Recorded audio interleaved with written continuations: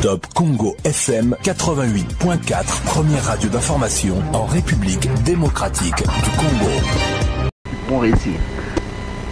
Et puis on va parler des plus de 1000 personnes qui passent la nuit à la Belle Étoile à Lusambo dans le Sankourou, situation causée par des pluies qui se sont abattues dans cette partie du pays il y a une semaine. Et d'après le maire de la ville qui rapporte ces chiffres ce jeudi à Top Congo FM, la situation demeure préoccupante et jusqu'à présent aucune assistance n'a été apportée à ces sinistrés.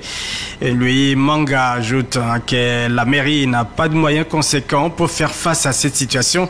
Il ajoute que même les écoles qui se sont effondrées ne sont toujours pas réhabilitées et la situation demeure confuse sur place. Détail Alain Saver-Makoba. La ville de Lusambo, chef-lieu de la province de Sankourou, est confrontée à une crise humanitaire dévastatrice. Malgré les ravages causés par les récentes intempéries il y a une semaine, l'assistance gouvernementale, tant au niveau provincial que central, s'est fait toujours attendre. Plus de 1000 personnes sont contraintes de passer leur nuit à la Belle Étoile dans l'attente d'un geste de solidarité. Selon les autorités locales, la situation demeure alarmante et les sinistrés continuent de vivre dans des conditions précaires. Louis Manga est maire de la ville de Lusambo. Jusque-là, nous avons 38 demeures qui sont par terre. En parlant des 38 demeures, vous comprenez là qu'il y a plus de 1000 personnes qui passent nuit à l'extérieur sans abri. Jusque-là, la situation est toujours alarmante parce que la pluie est devenue quotidienne dans la ville de Lusambo et les autorités en place que nous sommes, nous nous démenons pour faire à la mesure qui sont les nôtres afin de leur venir